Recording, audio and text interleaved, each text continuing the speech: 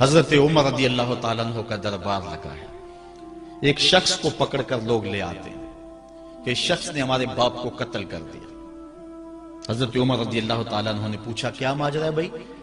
اس نے کہا جی واقعی میں ان کے باپ کا قاتل ہوں، لیکن میں نے قصداً قتل نہیں کیا. ہوا یہ کہ میں ایک مسافر ہوں، جا رہا تھا، راستے کے اندر سبز چراگاہ تھی، میرا اونٹ بھوکا تھا، اس چراگاہ میں داخل ہو گیا. اس کے بوڑھے باپ نے پتھر اٹھایا اور میرے اونٹ کو مارا، اس کی آنکھ نکل گئی. مجھے بڑا غصہ آیا، میں نے وہی پتھر اٹھا کر اس کے باپ کو دے مارا، لیکن وہ ایسے ٹکانے پہ لگا کہ اس کا باپ فوراً فوت ہو گیا.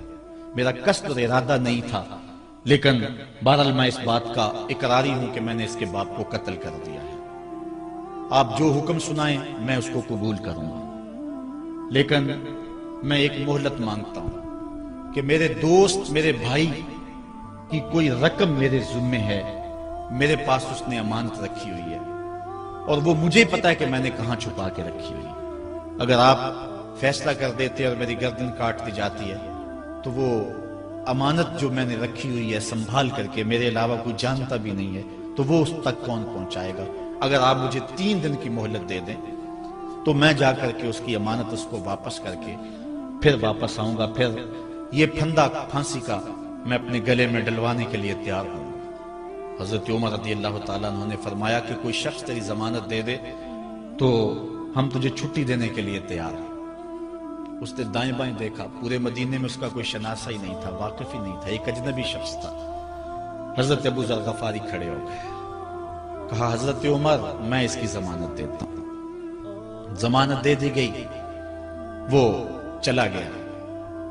تیسرے دن وعدے کا جو وقت تھا، لوگ جمع ہو گئے، دربار لگ گئے، ابھی تک آنے والا نہیں آیا.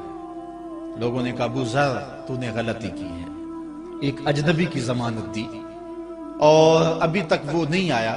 اور میاں صاحب فرماتے ہیں ایک بار جو پھائیں اڑ جاندے اور پھر کدی نہ پھنستے نے. ظاہر ہے وہ چلا گیا، واپس تو نہیں پلٹ کے آئے گا، اسے پتا ہے کہ آگے سیدھی سیدھی میری موت ہے، تو تم نے یہ کیا غلطی کی؟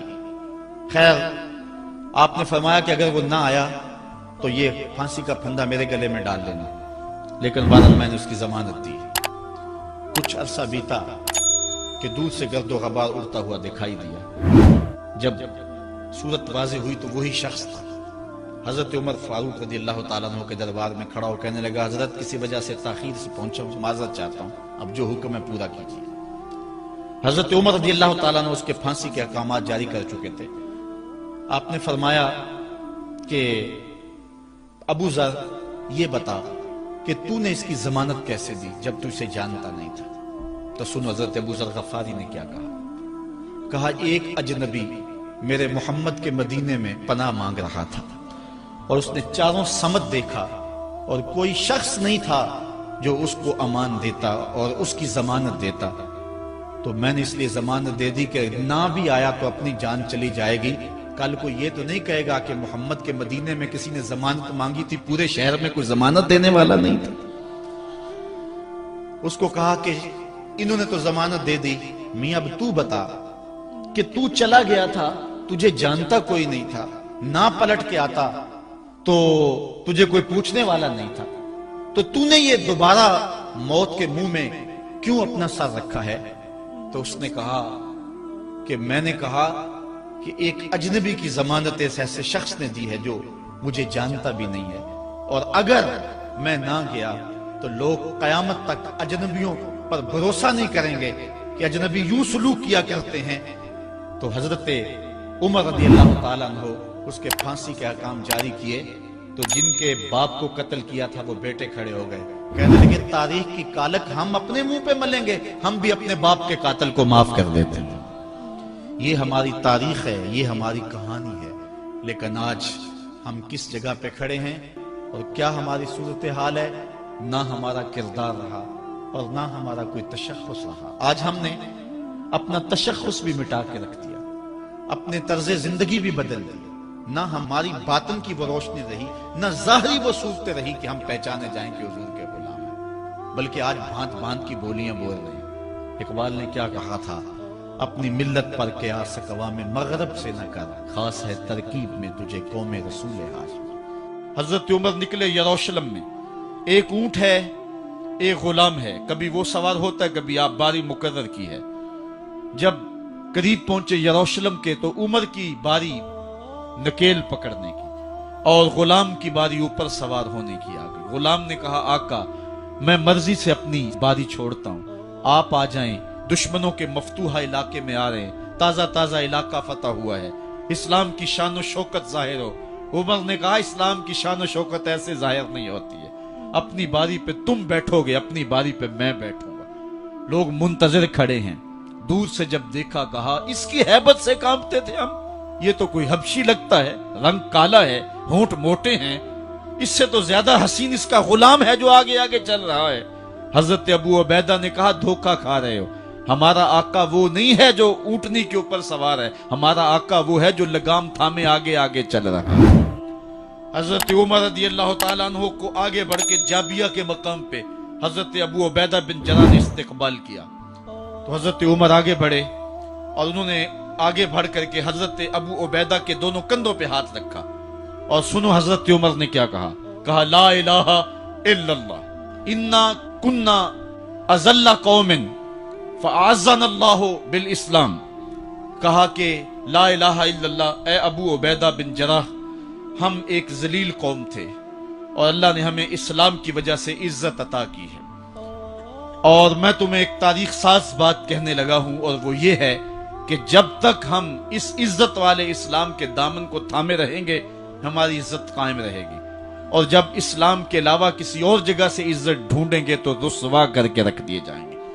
یہ ہے وہ خلاصہ جو حضرت عمر نے امتوں کے عروج و زوال کا بیان کیا ہے۔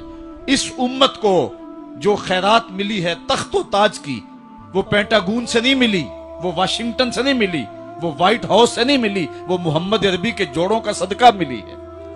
اس لیے جب ہم نے اسلام سے انحراف کیا، پاکستان حاصل کیا گیا تھا۔ پاکستان کا مطلب کیا؟ لا الہ الا اللہ۔ ہم نے اس نعرے کو چھوڑ دیا ہوا ہے، ہم نے انحراف کر دیا ہے۔ آج ہماری نظریں مغرب کی طرف لگی ہے کہ تخت و تاج اس سے نصیب ہوتے ہیں، اور دنیا کے اوپر ہم رسوا ہو کے رہ گئے۔ ہماری پستی، ہماری زبوحالی، ہماری ذلت کا سبب یہ ہے کہ جس جگہ سے ہمیں عزت ملی تھی ہم نے وہ مرکز ہی چھوڑ دیا ہے۔ اس مرکز حیات کو، اس مرکز زندگی کو، اس مرکز عزت کو ہم نے چھوڑ دیا ہے، اور دنیا کے اوپر ہم رسوا ہو رہے ہیں۔ انہی حضرت عمر کی کہانی ہے۔ وادی تہامہ سے گزر رہے تھے کہ بچوں کی طرح بلک بلک کے رونے لگے۔ کہا عمر جوان آدمی ہو اور بچوں کی طرح بلک کے رو رہے ہو؟ کہا تم نہیں جانتے، مجھے بچپن کی کہانی یاد آ گئی۔ کہا کیا کہانی ہے؟ کہا یہی عرض تہامہ تھی، میرے باپ خطاب نے مجھے 5 اونٹ دیے تھے، کہا انہیں لائن میں کھڑا کرو سیدھا۔ میں آگے والا سیدھا کرتا تھا، پیچھے والا ٹیڑھا ہو جاتا، پیچھے والا سیدھا کرتا، آگے والا ٹیڑھا ہو جاتا۔ میرے باپ خطاب نے مجھے بڑا مارا۔ کہا ایک عرب کے بیٹے ہو کے تم سے 5 اونٹ لائن میں کھڑے نہیں ہوتے؟ کہا ایک زمانہ عمر پہ وہ تھا کہ اس سے 5 اونٹ لائن میں کھڑے نہیں ہوتے تھے، اور آج شرق سے لے کر غرب تک 23 لاکھ مربع میل کی حکمرانی اور انسان بھی لائن میں کھڑے ہیں۔ یہ محمد عربی کے جوڑوں کا صدقہ نہیں ہے تو اور کیا ہے؟ عمر سے تو 5 اونٹ لائن میں کھڑے نہیں ہوتے تھے۔ تو یہ عزتیں، یہ تخت و تاج، یہ حکومتیں ہمیں حضور کی دہلیز سے ملی۔ جب ہم نے اس دہلیز کو چھوڑ دیا تو دنیا کے اوپر رسوا ہو گئے اور ذلیل کر کے رکھ دیے گئے۔ ہماری اخلاقی پستی اور زبوحالی نے ہم کو کہیں کا نہیں چھوڑا ہے۔ دامن رسالت ماب کو چھوڑ دیا ہے، پھر رسوائیاں مقدر نہیں ہوں گی تو کیا ہوں گی؟ آئیے ابھی بھی موقع ہے، توبہ کا دروازہ بند نہیں ہوا، رب سے بھی معافی مانگ لیں۔ گنبد خضرا کے مکین کے حضور بھی ہاتھ جوڑ کے کہیں چھوڑ کے آپ کا دامن رحمت، آقا ہم سے بھول ہوئی، کھو دی اپنی قدر و قیمت، آقا ہم سے بھول ہوئی، دیکھ ہماری آنکھ بچولی، اپنے سینے اپنی گولی، بھول گئے ہم درس اخوت، آقا ہم سے بھول ہوئی، دنیا کے ٹھکرائے ہوئے ہیں، تیرے در پہ آئے ہوئے ہیں، کھول دے اپنا باب رحمت، آقا ہم سے بھول ہوئی۔ عبداللہ بن عمر اور عبید اللہ بن عمر بصرہ سے گزر رہے تھے ایک جنگ سے واپسی پر، تو حاکم بصرہ نے آپ کو کچھ پیسے دیے کہ یہ مال غنیمت میں جا کے جمع کروا دینا، اور پھر خود ہی مشورہ دیا کہ عراق کے اندر فلاں فلاں چیز بہت سستی مل جاتی ہے، اور حجاز میں ان چیزوں کی قیمت زیادہ ہے. تو اگر آپ ایسا کر لیں کہ یہ ان پیسوں سے خرید لیں اور جا کے مدینہ المنورہ میں فروخت کر دیں تو جو زائد پیسے آپ کمائیں گے وہ آپ کے ہوئے. اور یہی اشرفیاں جو میں نے دی ہیں آپ کو، اتنی اشرفیاں بیت المال میں جمع کروا دینا. تم نے محنت کی ہوگی، تجارت کی ہوگی، تو جتنے بچیں گے وہ آپ کے ہوں گے. تو انہوں نے کہا بہت اچھا. وہاں سے مال خرید لیا، مدینہ المنورہ میں آ کے بیچ دیا. جتنی اشرفیاں انہوں نے وہاں سے دی تھی بیت المال کے لیے، اتنی بیت المال میں جمع کروا دی. حضرت عمر رضی اللہ تعالیٰ عنہ کو پتہ چلا، بیٹوں کو بلایا، کہا کہ سنا ہے تم نے کوئی کمائی کی ہے؟ کہا جی ہم نے تو تجارت کی اور جو مال لیا تھا اتنا مال بیت المال میں جمع کروایا ہے. کہا تم بیت المال کے پیسوں پر کمائی کی ہے، وہ پیسے بھی تمہیں بیت المال میں جمع کروانے پڑیں گے. یہ عمر ہیں رضی اللہ تعالیٰ عنہ. رومی شہنشاہ کی بیوی سلام بھیجتی ہے حضرت عمر رضی اللہ تعالیٰ عنہ کی اہلیہ کو، تو وہ 1 دینار ادھار لے کر کے اس کا عطر خریدتی ہیں اور شیشیوں میں ڈال کر کے ان کو بھیجتی ہیں کہ چلو ایک رواداری کا اچھا ثبوت فراہم کیا جائے. تو وہ واپسی پر انہی شیشیوں کے اندر قیمتی موتی بھر کے بیچتی ہیں، جواہرات بھر کے بیچتی ہیں. حضرت عمر رضی اللہ تعالیٰ عنہ فرماتے ہیں لاؤ یہ سارے جواہرات، سب کو فروخت کرتے ہیں. 1 دینار اس کو دیتے ہیں، باقی بیت المال میں جمع کرتے ہیں. تو جب اپنی زندگی اتنی محتاط ہوگی، اتنی خوبصورت ہوگی، تو پھر کس طرح کوئی گورنر زیادتی کر سکتا ہے؟ تو حضرت سیدنا عمر رضی اللہ تعالیٰ عنہ نے اپنا طرز زندگی اور انداز معاشرت اتنا سادہ اور اتنا خوبصورت رکھا کہ اس کے مطابق تمام گورنروں کو ڈھالنے کی تلقین کی. آپ جب بھی کسی شخص کو بطور گورنر اس کا تعین کرتے تو اس کو یہ نصیحتیں کرتے: ایک ترکی گھوڑے پہ سوار نہیں ہوں گے، باریک کپڑا نہیں پہنیں گے، اور انچھنے آٹے کی روٹی کھائیں گے، مکان کا دروازہ نہیں لگائیں گے، کوئی حاجب نہیں رکھیں گے، چوکیدار نہیں رکھیں گے، بواب نہیں رکھیں گے، جو تمہارے تک پہنچنا چاہے ڈائریکٹ پہنچ جائے. اللہ اکبر.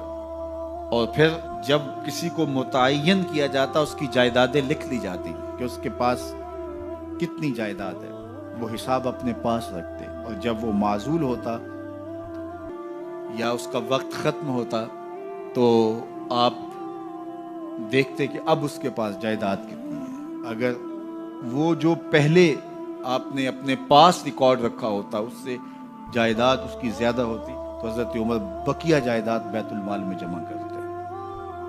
اللہ اکبر. اور یہ کیسے تھا؟ گورنر بول نہیں سکتا تھا، اس لیے کہ حضرت عمر کی اپنی بود و باش بھی اسی طرح کی تھی، اپنا طرز زندگی بھی اسی طرح کا تھا. مال غنیمت میں بہت ساری چادریں آتی ہیں جو سب کو تقسیم کر دی جاتی ہیں. خطبہ جمعہ دینے کے لیے آئے تو ایک شخص کھڑا ہو گیا. عمر خطبہ بعد میں سنیں گے، پہلے یہ بتائیں کہ یہ جو تم نے قمیض پہنی ہے یہ کہاں سے آئی؟ مال غنیمت کے اندر جو چادریں آئی ہیں سب کے حصے میں ایک ایک چادر آئی. آپ داراز قد ہیں، ایک چادر سے قمیض نہیں سل سکتی، تو آپ کی قمیض کہاں سے آئی؟ پہلے اس سوال کا جواب دے دیجئے، پھر خطبہ سنیں گے. اللہ اکبر. آپ کے بیٹے کھڑے ہوتے ہیں. کہا ایک چادر سے میرے باپ کی قمیض نہیں بنتی تھی، میں نے اپنے حصے کی چادر بھی اپنے باپ کو پیش کی ہے. اس نے کہا اب سناؤ اور ہم سنتے ہیں. یہ ہے حضرت عمر رضی اللہ تعالیٰ عنہ کی اپنی ذاتی زندگی. ایاز بن غنم کے بارے میں یہ پتہ چلتا ہے کہ وہ موٹے کپڑے نہیں باریک کپڑے پہنتا ہے. اس نے گھر کے دروازے پر بواب بھی رکھا ہوا ہے، چوکیدار بھی رکھا ہوا ہے. تو حضرت عمر رضی اللہ تعالیٰ عنہ محمد بن مسلمہ کو بھیجتے ہیں. محمد بن مسلمہ جاتے ہیں اور جا کے تحقیق کرتے ہیں تو ایسا ہی پاتے ہیں، تو ان کو وہیں گرفتار کر کے لے آتے ہیں اور حضرت عمر کے دربار میں پیش کیا جاتا ہے. چھڑی اس کے ہاتھ میں دے کر فرماتے ہیں جاؤ تم بکریاں چرایا کرو، تم گورنری کے لائق نہیں ہو. ایک گورنر کو بکریاں چرانے پہ لگا دیتے ہیں اس لیے کہ تم نے ان اصولوں سے، ان ضابطوں سے انحراف کیا ہے جو ایک سلطنت کے ذمہ دار کے لیے لازم اور ضروری ہیں. دور موجود کے حکمرانوں کو چاہے وہ عرب کے حکمران ہوں چاہے وہ عجم کے حکمران ہوں، اگر وہ اسلام کا نام لیتے ہیں تو انہیں اپنے اعمال کا جائزہ لینا ہوگا کہ ہم کھڑے کہاں ہیں۔ امیر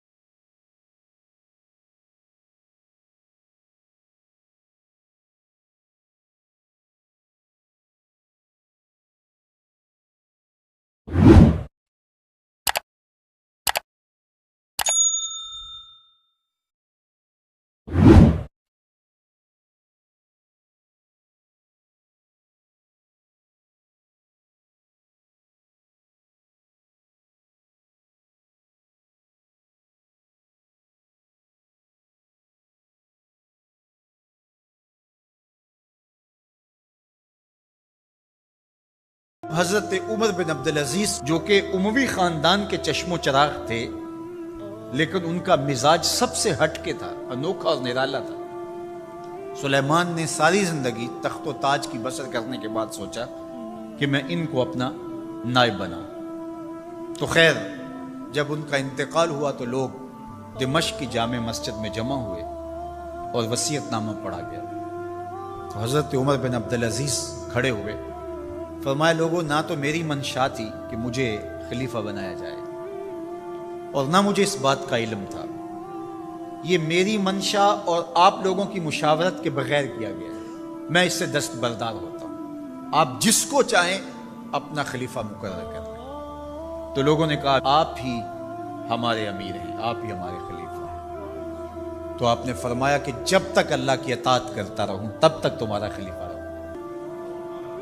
اور پھر آپ نے حکم نامہ جاری کیا کہ میری جتنی جائیداد ہے ساری بیت المال میں جمع کروائی جائے، اور جتنے بھی اموی شہزادے تھے ان کی جائیدادیں جو ان لوگوں کی ضبط کی ہوئی تھی سب کو بھگ کے سرکار ضبط کرنے کا حکم نامہ جاری کیا۔ مسجد سے باہر نکلے تو آپ کے لیے شاہی سواری لائے گی، فرمایا میرا خچر کافی ہے میرے لیے۔ گھر پہنچے تو اپنی بیوی فاطمہ بنت عبد الملک سے کہا، جو بادشاہ کی بیٹی ہے، بادشاہ کی پوتی ہے اور 4 بادشاہوں کی بہن ہے، ناز و نعم میں پلی ہوئی ہے، کہا اگر میرے ساتھ تم رہنا چاہو تو تمہیں اپنے سارے زیورات، زر و جواہر، سارا مال بیت المال میں جمع کروانا ہوگا اور فقیرانہ زندگی بسر کرنا ہوگی۔ اب اس پاک باز خاتون نے کہا کہ میں اس کے لیے تیار ہوں، میں فقیری کی زندگی کو ترجیح دیتی ہوں۔ اب حضرت عمر رضی اللہ تعالیٰ عنہ نے صرف 2 سال 5 ماہ اور کچھ دن حکومت کی، اور 3 بر اعظموں پر سلطنت اسلامیہ پھیلی ہوئی تھی، اور آپ روتے تھے کہ ان لوگوں کا حق بھی میرے اوپر بلا مطالبہ ہے جو دنیا کے کسی بھی خطے کے اوپر اس سلطنت کی حدود میں بستے ہیں۔ عید کا موقع آیا، عیدگاہ میں جب لوگ ایک دوسرے کو مل رہے تھے تو امیر المومنین کے بیٹوں کے کپڑے خستہ تھے، پرانے تھے، پیوند لگے ہوئے تھے۔ تو آپ نے اپنے بیٹوں سے کہا کہ تمہیں شرم تو آ رہی ہوگی کہ امیر المومنین کے بیٹے ہو کے تمہیں ڈھنگ کا لباس بھی دستیاب نہیں ہے۔ تو آپ کا ایک بیٹا عبد الملک بن عمر بن عبدالعزیز جو آپ کی زندگی میں انتقال کر گیا تھا، اس نے کہا ہمیں اس بات پہ فخر ہے کہ ہمارے باپ نے خیانت نہیں کی ہے، ہمارا باپ دیانتدار ہے۔ جب گھر آتے ہیں تو آپ کی بیٹیاں آپ کو عید مبارک کہتی ہیں، آپ سے ملتی ہیں، لیکن منہ پہ کپڑا دھرا ہوا ہے۔ تو حضرت عمر رضی اللہ تعالیٰ عنہ عمر بن عبدالعزیز بولتے ہیں کہ بیٹی آپ نے چہرے کے اوپر کپڑا کیوں رکھا ہوا ہے؟ تو وہ کہتی ہیں ہم نے کچے پیاز سے آج کھانا کھایا ہے، تو اس لیے ہم نے کپڑا رکھا ہے کہ آپ اس کی سمیل محسوس نہ کریں۔ تو حضرت عمر بن عبدالعزیز رو پڑتے ہیں اور فرماتے ہیں کہ کس باپ کا جی نہیں چاہتا کہ میری اولاد آسودہ ہو، لیکن میں آخرت سے ڈرتا ہوں۔ حضرت عمر بن عبدالعزیز رضی اللہ تعالیٰ عنہ کے 2 سال 5 ماہ اور چند دنوں کے اندر ایسا عدل پھیلتا ہے کہ لوگ کہتے ہیں ہمیں لگتا تھا آسمان اور زمین کے درمیان ترازو گاڑ دیا گیا ہے، ہر شے پوری تولی جا رہی ہے، اور اتنی خوشحالی آتی ہے، اتنی خوشحالی آتی ہے، لوگ زکوٰۃ کے پیسے لے کے نکلتے ہیں، کوئی زکوٰۃ لینے والا نہیں ملتا۔ ایک علاقے کے لوگ حضرت عمر بن عبدالعزیز کو خط لکھتے ہیں کہ حضرت زکوٰۃ کا کیا کریں؟ فرمایا غریبوں کو دے۔ کہا کوئی غریب رہا ہی نہیں، تو کہا کہ اچھا آپ اس طرح کریں کہ جن کی شادیاں نہیں ہوئی ان کا مہر ادا کر کے شادیاں کروا دیں۔ تو وہ جواب میں لکھتا ہے یہ بھی ہو چکا۔ تو کہا لوگوں کو قرضہ دے دیں۔ کہا کسی کو قرضے کی ضرورت ہی نہیں ہے۔ تو پھر فرماتے ہیں اچھا غیر مسلموں کو قرضہ دیں تاکہ وہ کھیتی باڑی کر کے زراعت کے کام کو بڑھائیں۔ یہ عمر بن عبدالعزیز کا دور ہے۔ عدل پھیلا، نور پھیلا، روشنی پھیلی۔ شہزادگی کی زندگی سے ایک دم اپنے آپ کو ایک چھوٹے سے کٹیا کے اندر محدود کر دیا۔ اللہ اکبر۔ حضرت عمر بن عبدالعزیز رضی اللہ تعالی عنہ مسلمانوں کے نامور خلیفہ ہے، اور ان کو ان کے عدل، ان کے انصاف، ان کی سادگی اور ان کی زندگی کے اس خوبصورت طرز کی وجہ سے عمر ثانی کہا جاتا ہے۔